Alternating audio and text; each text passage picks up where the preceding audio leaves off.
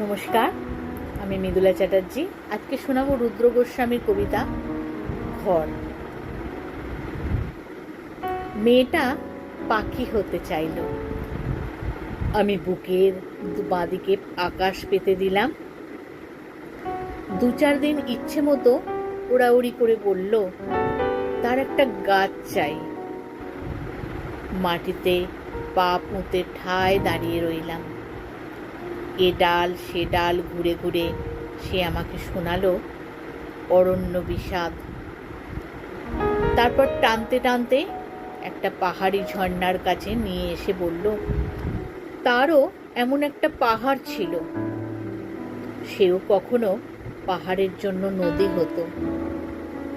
আমি ঝর্ণার দিকে তাকিয়ে মেয়েটিকে বললাম, নদী আর নারীর বয়ে যাওয়ার কোনো পাপ থাকে না।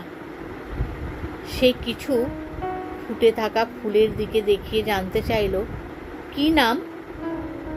বললাম গোলাপ। দুটি তরুণ তরুণীকে দেখিয়ে বলল কি নাম। বললাম প্রেম। তারপর একটা ছাউনির দিকে দেখিয়ে জিজ্ঞাসা করলো কি নাম। বললাম ঘর। এবার সে আমাকে বলল তুমি সকাল হতে জানো। আমি বুকের বাঁদিকে তাকে সূর্য দেখালাম। খুব এত ভালো লাগলো। আপনাদের কেমন লাগলো একটু জানাবেন। ধন্যবাদ। সবাই খুব ভালো থাকবেন।